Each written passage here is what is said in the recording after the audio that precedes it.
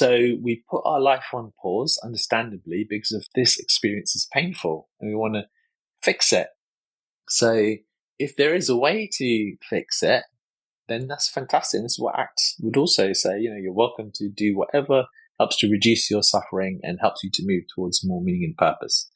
So you kind of pause your life, and that includes pausing the things that you were doing before, which was creating meaning and purpose in your life, to try and fix this problem.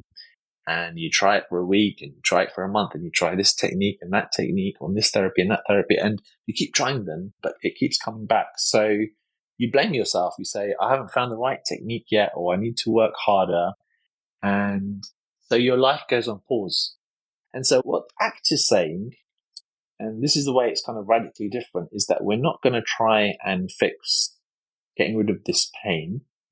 What we're going to do is learn the skills to make space for this physical, mental, emotional pain to be there. And we're also going to learn the skill of turning our attention back towards what was meaningful and purposeful for us. Yeah. And you commit to taking these tiny, tiny, tiny steps. And what people find, amazingly, is that when you go back towards focusing on what makes your life meaningful and purposeful, you actually, that pain that was there before doesn't seem to be there that much. Mm-hmm. If you want to learn how you can live better with PMDD, this podcast was created for you. This is Mindfulness for PMDD with Diane. I'm Diane, and I'm a registered dietitian and lactation consultant. I'm also a mom, a PMDD warrior, and a trauma-informed mindfulness teacher. And this is where I discuss topics related to PMDD through the lens of mindfulness and meditation, and where I share all about how mindfulness has gotten me to a place of greater peace and acceptance with my PMDD. I also chat with people who have helped and inspired me along the way, so they can share their wisdom with you too. So let's get started. This podcast is not a substitute for psychological therapy or medical advice. Please take care when listening to this podcast, as some may find certain words or subjects triggering or difficult to hear. Take only what serves you and leave the rest behind. Shamash Alidina. Shamash is best known as the internationally best-selling author of 10 books, including Mindfulness for Dummies and The Mindful Way Through Stress. He also co-founded the world's first Museum of Happiness in London and often collaborates with UK charity Action for Happiness. Based in London, Shamash runs online trainings and speaks at conferences all over the world. He's a keen educator who spent 10 years teaching mindfulness meditation as well as science in schools. And since then, he has trained almost 500 mindfulness teachers. Shamash pioneered online mindfulness teacher training, launching his program, Teach Mindfulness Online, and has been training practitioners in acceptance and commitment therapy, or training, also called ACT. ACT is a cutting-edge approach that skillfully combines acceptance, flexible mindfulness, values, and committed action to help people live a rich and meaningful life. So, please enjoy my chat with Shamash Alidina. So, welcome, Shamash.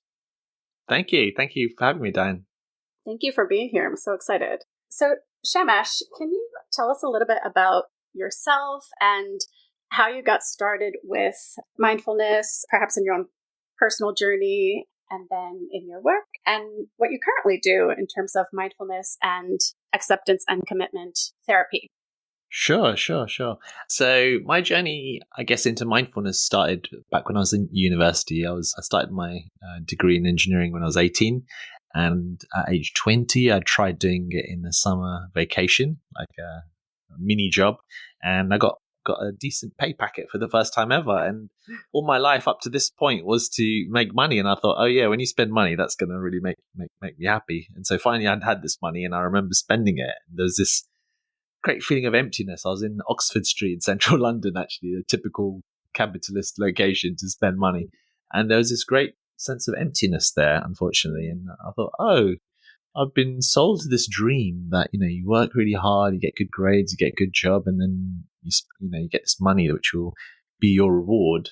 but it wasn't the reward I was expecting. And so there was this feeling of frustration. And then luckily, I saw a poster in the underground for a philosophy class. It was like a quote of Socrates, and I thought, yes, philosophy is the total opposite of chemical engineering. Let's just see what happens.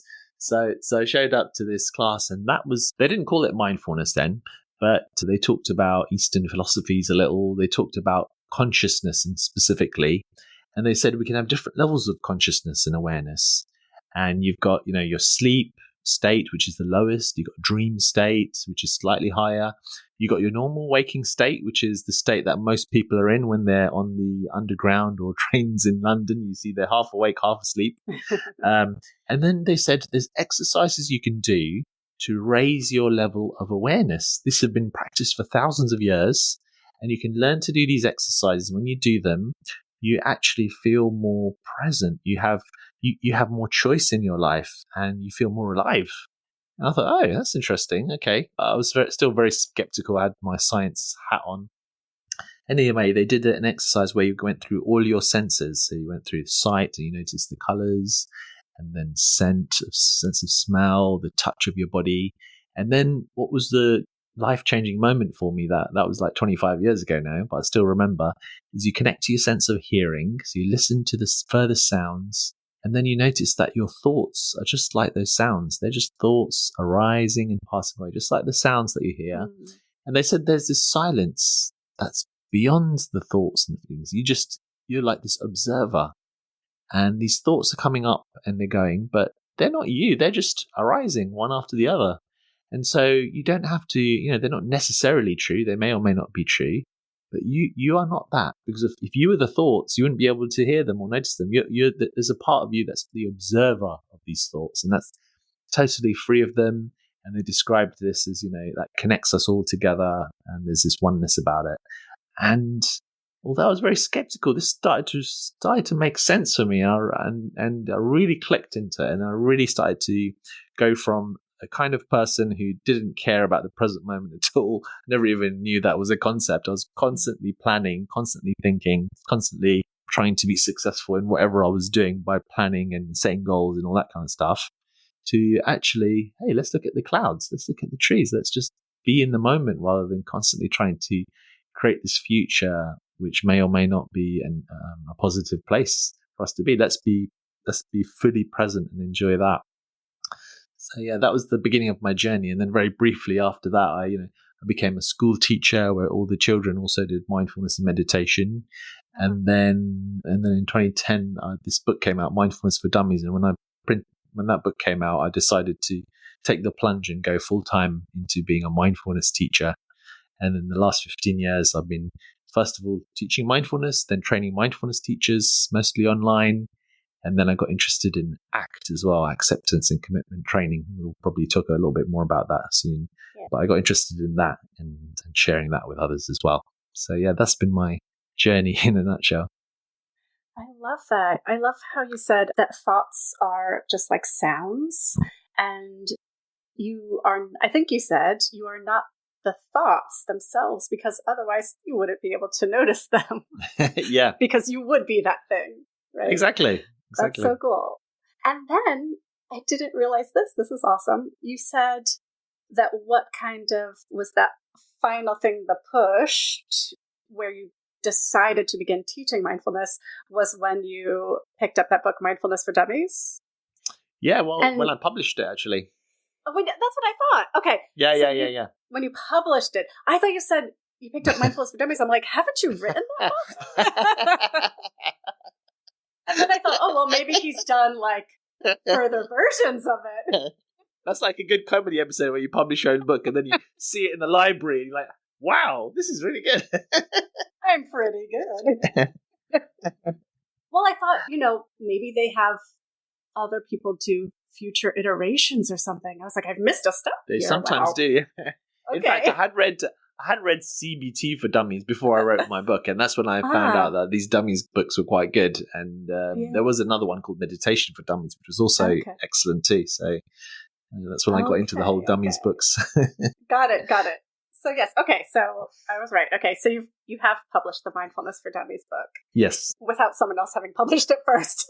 Okay, so Shamash, of course, I have an understanding of ACT because I incorporate ACT principles in my program. But I'd love if you could talk a little bit for our listener, and also because I would love to hear, your perspective about what is ACT, and then how is ACT different from mindfulness? What's the same? What's different? Great question. So ACT stands for Acceptance and Commitment Training or Therapy. And that's the first important thing, because it's not just a therapeutic model. Like in mindfulness, there's a program called MBCT, Mindfulness-Based Cognitive Therapy. It's kind of designed from the ground up as a therapeutic process. But if we look at ACT and where ACT was first kind of designed and developed, it's connected to a very interesting story from one of the co-founders, Dr. Stephen Hayes. And he was suffering from a lot of kind of panic and anxiety. And all the techniques that he used, the best techniques at the time, didn't help him to overcome that panic. It just got worse and worse until, he was about to call an ambulance because we thought he was having a heart attack, but realized it was a panic attack. But in that night, he had what I think he would describe as a spiritual experience. He doesn't often use that word, but he actually wrote a scientific paper on spirituality, and it was a spiritual experience, but it was similar to what I described with that meditation. He became the observer of his thoughts. He became the observer of that anxiety and the panic, and he realized that because he wasn't that panic, he was the observer of it, he didn't have to act on it. But the interesting thing is then he didn't just say, okay, I've had this spiritual experience, I'm going to become a guru and teach everyone this or act like this authority. He went back to the very basic science of how the brain works and behavioral science. And he created a theory, quite complicated theory called relational frame theory, which is about how the brain works, how the human brain in particular works. And why is the human brain different to other animals? Why have we got all these things, all this science and all these space rockets? How come we can communicate in such complicated ways? There's different theories for that. And he came up with a cutting edge theory, which he spent, I think a decade or so developing and testing. It's called relational frame theory. And it's a complicated theory, but the simplicity of it is that human beings, because of the way our brain works, we can connect anything to anything. So even something which might be a positive experience, like watching a sunrise, if we'd had a negative experience about something that happened when you were watching the sunrise, then every time you see that, you could be reminded of that. So we have this ability to create suffering in the present moment by things that have happened in the past, and also push it into the future as well. So anyway, he did this very basic level of research into this relational frame theory, and then developed it into this ACT. But he researched it in a way that's very flexible. So rather than, with mindfulness courses, quite often they're 8-week courses, because if they come up with this concept of an 8-week course and they try it out on a group of people, let's say, that have anxiety, and they think, oh yeah, seems like it works, and they repeat it. But it's not proven for other ways of sharing it, for example. Whereas the way ACT was researched, they found these 6 specific these 6 skills, they call them flexibility skills. And if you cultivate each of these 6 skills, it leads to a greater sense of resilience and mental well-being, and greater sense of fulfillment that you can cultivate. So they didn't even really use the word mindfulness, but they just did this research, and they found that these 6 skills are flexible, creates what is called psychological flexibility, that creates resilience, leads to a flourishing life. And as it turns out, through their research, 4 out of those 6 skills could be considered mindful skills. Acceptance, being able to unhook from your thoughts, being the observer of your thoughts, which was what we've been emphasizing today, and being able to be flexibly in the here and now, in the present moment. And then the other beautiful thing about ACT is that they provide very kind of creative ways in which you can cultivate these skills. So, if you like practicing meditation, great. Meditation can help cultivate some or many of those skills. But then there's these other kind of quite unique, creative, unusual little techniques that could take you 5, 10 seconds or 30 seconds or a minute. And they may sound as if they're a bit gimmicky and fun, but actually they're very well tested in the world of research and science. Arguably, according to Stephen Hayes, these 6 skills, if you kind of cultivate and develop them, they are more well proven than any other kind of measure in psychological science to cultivate a sense of flourishing and build our resilience. So they're really well tested and very well accepted. Places like the World Health Organization recommends them. And I think as time goes by, I think more and more people will be cultivating these skills because they're really beneficial for us. And so you mentioned that 4 of the 6 flexibility skills can fall under mindfulness, and they were diffusion, or like separating ourselves from our thoughts, unhooking from our thoughts, observing, engaging with the present moment, and acceptance. Can you talk about the other 2 flexibility skills are? Sure, yeah. So what I like to call the 5th one is opening your heart to your values, a values-based approach to living. Because if we can have lots of goals in our lives, but if our goals aren't driven by our values, then when we achieve the goal, there can be a sense of emptiness, and all you can think about is what's my next goal. Yeah. And I guess that's what my experience was in that moment when money was the goal, and then I made the money, I spent it, but then there was a sense of emptiness there because there was no values behind it. Like, what's the meaning and purpose behind it? Right. So becoming clearer about what our values are, and this is what drives meaning. And in a way, the goal of ACT is to live a meaningful life, a purposeful life. Recently, just a few days ago, was International Day of Happiness, and I went to World Happiness Summit, and the theme of the whole summit was about purpose. How do we live with more purpose? And they were saying that if you think of happiness just as a feeling, then it just comes and goes. It's a feeling that some days you feel happy and other days not so much, and so it's a goal that's constantly elusive. Whereas if you cultivate values-based living and connect with your values, that can give you much more resilience and can give much more meaning and purpose. So becoming clearer about your values is the 5th one. And the final one is learning to take steps to turn those values into action. So how do you set goals? And I've been learning to kind of do this more recently, where you set a goal for the year, a goal for the next 90 days. I think that's quite a nice length of time to think about. And then even every month and every week. And mindfulness can often shy away from goal setting, but actually, having goals to move towards can give us a sense of meaning and purpose because it turns those values into action. Right. So the final of the 6 flexibility skills is being able to set very, very, very small goals that you can achieve on a daily basis that move you towards your meaningful life. Yeah. And, as a matter of fact, talking about moving away from your goals, moving toward your goals, and we'll get to this more in depth in a few moments, but I can share that when I first was diagnosed with, first really postpartum PTSD in 2017 when my son was born, and then a couple of years later with Pmdd, which is premenstrual dysphoric disorder, which is the condition that I coach on, because there was a period of time where my whole focus was, first kind of survival, and then it was sort of like learning to manage again. And because I was so hooked and brought down by my thoughts and feelings, I began to have sort of this singular focus, and I was moving away from my values, even if on some level I knew what they were, intentionally or unintentionally. I was moving away from them because I was saying, well, I'm just going to focus on this right now, right? I'm going to focus on feeling better physically, feeling better mentally, whatever it was, survival mode.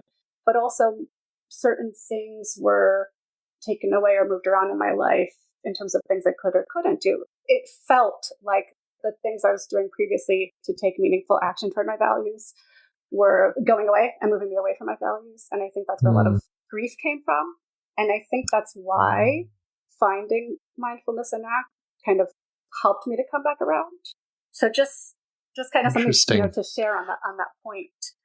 So here's what I'm wondering though, because I love how you talk about the way that this theory and these skills have been well tested. And also you mentioned something about the way some other programs are maybe tested in one very specific framework or setting. Mm-hmm.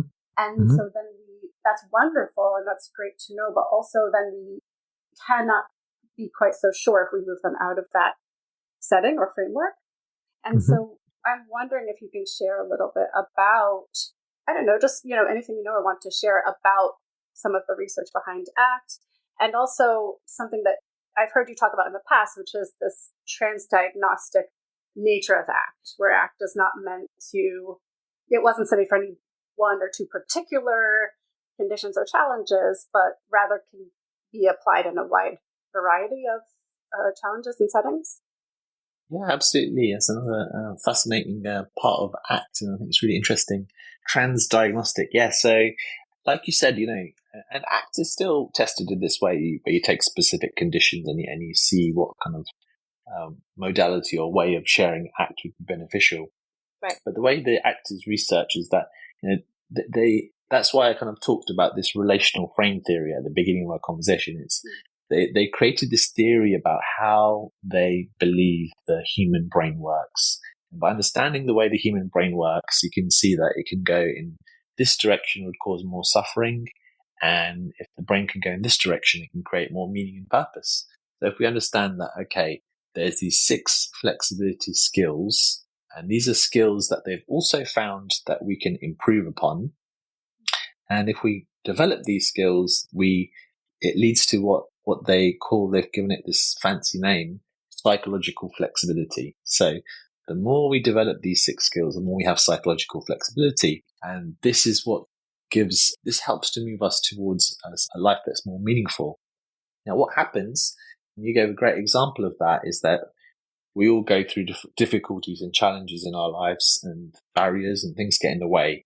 So let's say, for example, let's continue with this example of something happens and you're feeling anxious. Okay, it could be through what you've shared with the Pmdd, or it could be some other cause of it, but there's something that's causing us suffering. And so we put our life on pause, understandably, because of this experience is painful and we want to fix it. So if there is a way to fix it, then that's fantastic. And this is what ACT would also say, you're welcome to do whatever helps to reduce your suffering and helps you to move towards more meaning and purpose.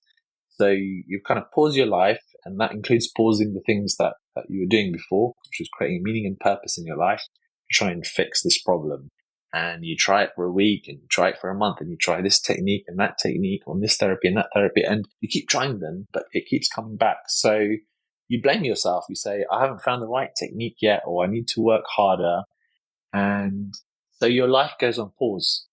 Yeah. And then eventually you come across a podcast by Diane, who's talking about ACT, okay, and acceptance and commitment training. And so what ACT is saying, and this is the way it's kind of radically different, is that we're not going to try and fix getting rid of this pain.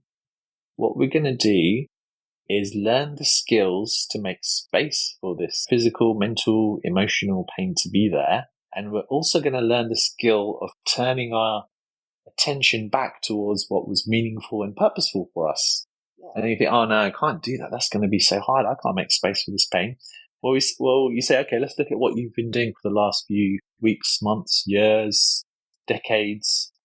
Do you want to continue doing that? And, you're welcome. And it's not said in a bad way or negative way, but, I guess you have a choice. You can continue, and you may have this hope that you may find something that works that will fix it.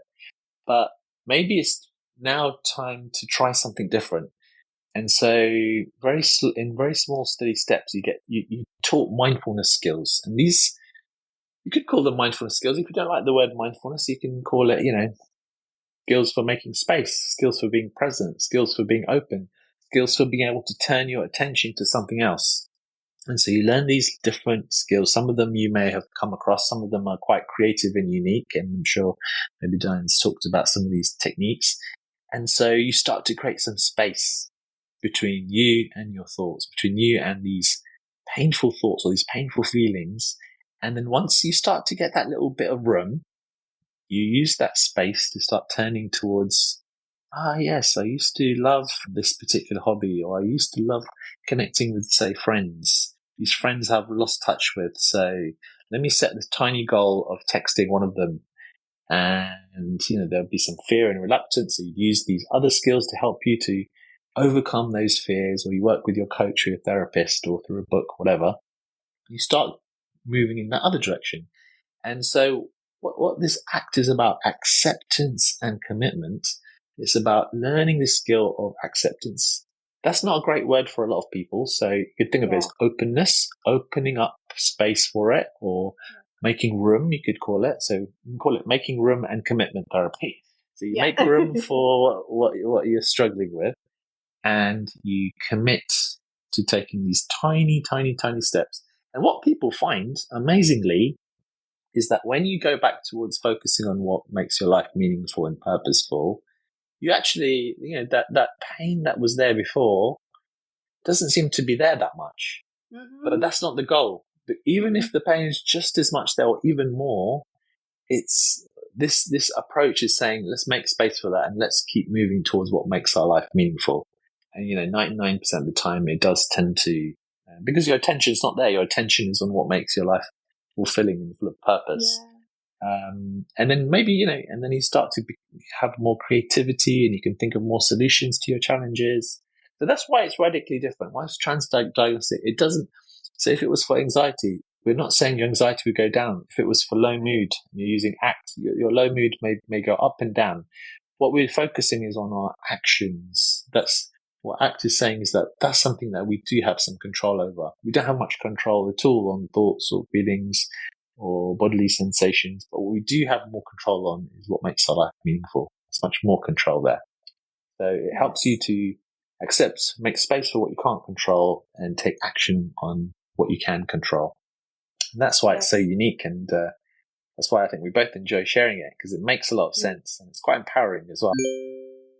Hey, PMDD friend. If you want to be the first to know when a new episode is coming out, head to the show notes to join the Mindfulness for PMDD email list. I'll send you a heads up when I've scheduled a new episode to be published. I'll also give you sneak peeks at topics I'm working on and guests that I've booked. And maybe you can even submit your requests and suggestions for upcoming episodes. Get on the list at the show notes below this episode. This part about how the goal of ACT is not symptom reduction, and yet there are many people who have found that as they do find themselves able to focus more on their values and on taking meaningful action to live more in line with their values, somehow there is some relief of whatever that symptom is or that challenge is, maybe, some sort of alleviation. And I even found that for myself, and I'm still really blown away by it. Wow. It's wild to experience because, for me, my kind of real life version of it is that I got to a place where I had tried so many things. I felt like I had exhausted the list of things a person can do in terms of self-management and treatment. And I ticked all the boxes, and still I was having a very difficult time. And what I learned was, as much symptom relief as I could experience, one, my condition goes on and it's going to fluctuate no matter what I do. It will fluctuate and it will throw surprises at me sometimes. And two, life will go on and life will throw curveballs at me. And what I learned was, no matter how, air quotes, good I got or felt, there were going to be bad times. And my response to those bad times was with a lot of resistance and anger and resentfulness. And so my whole response was fighting. And you're right, as you say, my whole energy, my whole attention was focused on how do I fight this? What else can I throw at this? What else am I not doing that I should be doing to make it better?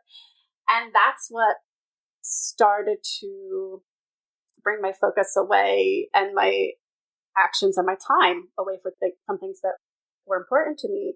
And it makes sense, because when we're feeling badly, we want to try to feel better. We want to try to do everything we can do. We do turn to that like instinct to survive, right? And then if we can get past that, to thrive. But I felt that resistance to the word acceptance. But when I was able to say, okay, let me at least give this a try. Let me see if I can be more open or more willing, or just make that little bit of space. The more I did that, the further down that path I went. And not to say that that's a path that you're always going forward on in one direction, because maybe sometimes you feel a little less willing or a little less open. But the more I was able to practice this, actually, the more symptom relief I did begin to feel. And that was shocking. And to this day, it's still shocking. Wow. Yeah. That's incredible. Yeah. Powerful personal experience that you've got there. Powerful. That it works. Yeah. And it works in a way that it's not about fixing, which is the amazing thing. Yes, right. Because that wasn't even the point or the focus. Yeah. And even more powerful when I start to read some of these research papers and see that, that's an actual observation, kind of printed in this research paper, like, this is not the point, but this can be a byproduct. You're not the only one who's had that experience, Yeah. To see that in writing, like, what? But the really interesting thing is that if we're doing it from the perspective that this is going to get rid of the feelings, this is going to get rid of the thoughts, then it doesn't work so well. Yeah. So it has to be because your mind knows the tricks that your mind is playing on itself. It knows what's going on. So yes. But because acceptance is so kind of difficult and everyone is so kind of reluctant to do it pretty much. Yeah. What I like to do is to break it down, make it really small. So okay, think of acceptance as a sliding scale, 0 to 100%. Can you be 1% more accepting of it and just notice what that feels like? Yeah. Or can you be 100% accepting for just 10 seconds or 5 seconds or for 1 second? So you really, really break it down to super tiny bits and then think of it like that and just to experiment. You can be playful with it and experiment with it and see what happens. Everyone's allowed to do that. You can even do that with values. You can take a value and you can experiment with it. See, okay, I think my value is creativity. Let me try doing something in a creative way and see what happens. So we can be flexible in the way we apply this approach too, but we can apply it to acceptance. So call it making room, making space, allowing, find the word that works for you and see the tiniest minimum dosage that you can do, which can be down to 1 second or a split second, and it could be a fraction of 1% acceptance. Yeah. And start there. That's quite a fun thing to do. Yeah. I love that. I love that sort of practical kind of tip or view. And I want to continue down sort of a more kind of practical path because I think we did jump in a little bit more with the science, but I think I wanted to kind of lay a foundation and make sure that, anyone listening has an understanding of what we're talking about. We're not just throwing around words like act, Yes. But I do want to kind of apply this more to real life situations, and particularly because my audience is either living with this condition PMDD or has some interest in it for one reason or another. And so in that case, what we're dealing with is you've got a chronic debilitating condition and it's cyclical. So it's coming and going. And even though you pretty much have a sense of when it's going to come back around and when you're going to be feeling pretty miserable and when it's going to go away again, it still can throw you surprises from month to month, week to week, day to day, and really can throw a wide variety of symptoms at you. So they can be psychological, they can be physical, they can be cognitive. So for many people, it even affects their work, their ability to work the way they previously, or they might feel really incompetent because of things like brain fog and decreased executive function and things like that. And so because it really can affect every area of your life, there can be a lot of feeling of losing oneself, losing your feeling of your identity, or feeling like your life no longer resembles what it used to or what you hoped it would. And I mentioned, like, for me, there was a lot of resentment, resistance, just trying to fight. And so I'm wondering if we can explore a little bit more about how something like ACT could potentially benefit someone who could be going through something like this, whether it's something like Pmdd or some other condition where you really feel like suddenly your life's almost been like the puzzle's just been kind of like thrown up in the air and all the pieces are everywhere and you just feel like I'm never going to be able to get this back together. I've got lost pieces. I don't know what's happening anymore. I can't even identify what the image was. Like how could we possibly apply ACT to something like that to potentially, get the benefits of it? Yeah. So, obviously, really a challenging situation. And, if you can find someone to work with you through the ACT coaching or therapy or something like that, then that would be ideal. But in addition to that, you could think about, you could read a book on ACT. You can go through the 6 flexibility skills. And maybe in the days or weeks where things are a little bit easier for you, cultivating some of the skills. So you can cultivate the, being open skill, and you could maybe see what you can do. Maybe you can do a few minutes of mindfulness, like mindful acceptance, and you can practice it. So you're building up the skills when the times are not so challenging. Yeah. You can learn about the diffusion or unhooking, and you can practice unhooking certain thoughts and learning to create some space between you and the thoughts. You can learn to be this observer self, this transcendent self. You can see yourself in this different context with that third mindful skill. You can do everyday mindfulness, like you can practice when you go for a walk, feeling your feet on the floor, noticing the breeze of the air against your skin, looking at the colors around you, trying to take just a breath or 2 or 3 breaths every now and then, so you're not rushing so much everywhere. So you're going through all these different skills and you're developing them and you're starting to get a little bit better at them. And so then when you meet the peak of your challenge, then maybe you'll have some of that opening available to you from the skills that you developed. Another thing you could do is you could take a sheet of paper and write down the skills that you find helpful, or the exercises that you think would work well for you, or exercises you've tried that you kind of quite like. And then look back at that at a time when you're going through the challenge.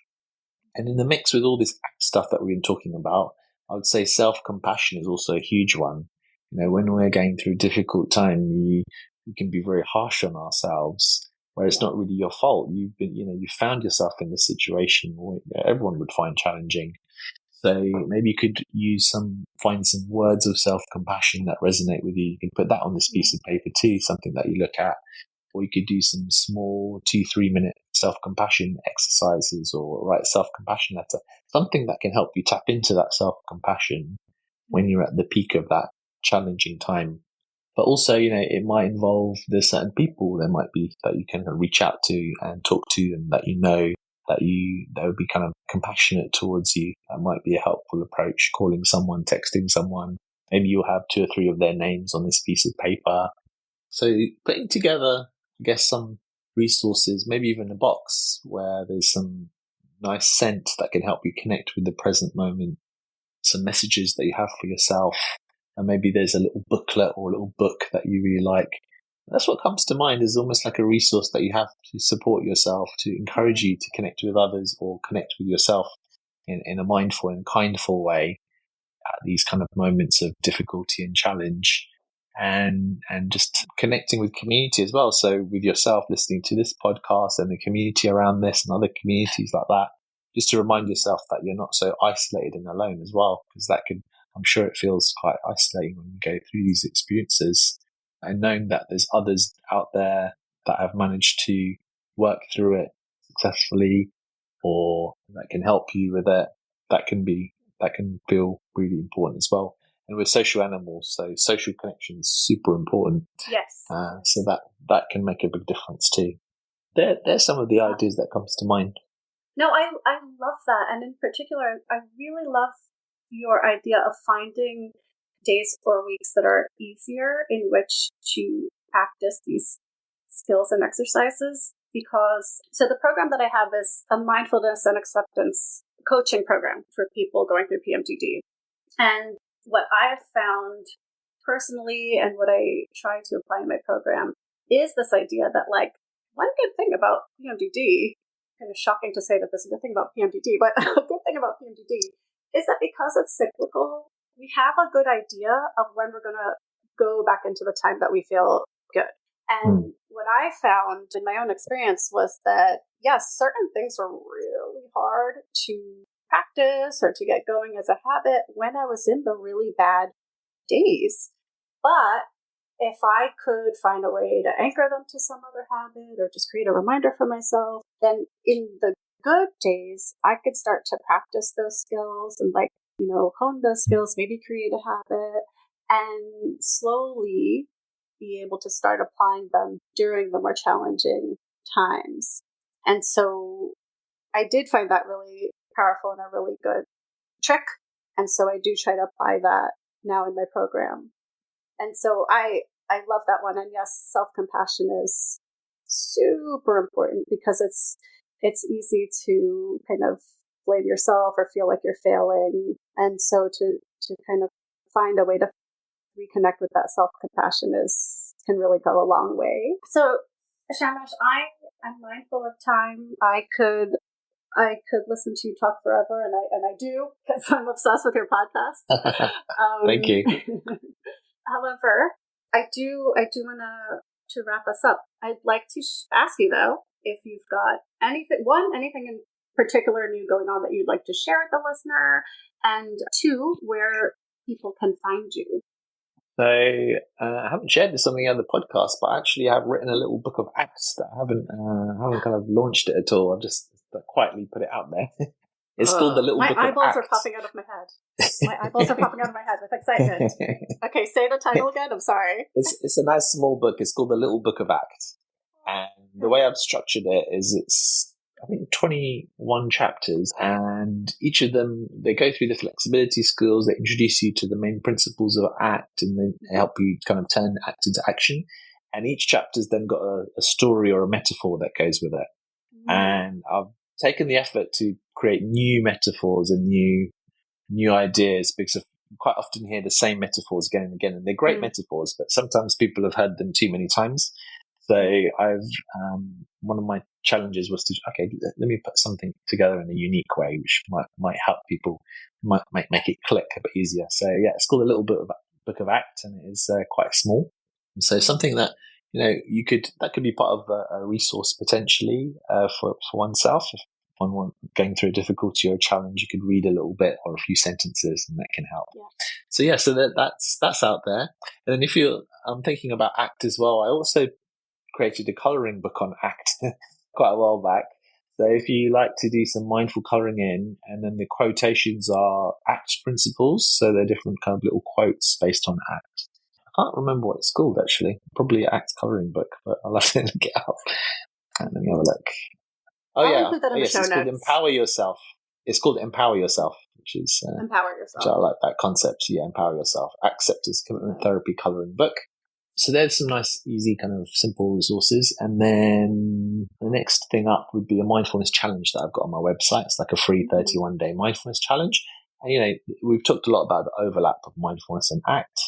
Yeah. And then, if you want to go into it more, then I've got a 6-week ACT course that you can do online as well. You can get in touch with me on my website. I can let you know what the link is for that if you want to go through it into a bit more depth. But yeah, just like you, I'm very passionate about ACT. So it's really fun talking to you about it, because I don't often get to talk to other colleagues about it. So it's fun that you've applied it both personally in your life, and then you're helping this amazing community of people to help them to overcome their challenge around PMDD. And I love the idea that you're bringing mindfulness and acceptance, and you're so passionate about it. So yeah, I am, and you sparked that passion. So thank you. Oh, wonderful. I'm so happy to hear that. That's wonderful. So, Shamash, I will include all of this in the show notes. And so I just want to thank you again, because you are coming to us from London and I'm in Austin. And we mentioned before the recording, we do have a time difference and we have some technical difficulties. So I appreciate you making the time and hanging in there with me. I feel it's been an honor and a privilege, and I mean it when I say that. So thank you so much. Oh, that's really nice. Thank you so much, Diane. Beautiful questions, and I think what you're doing is amazing. So I really appreciate what you're doing. So thank you. Thank you, Shamash.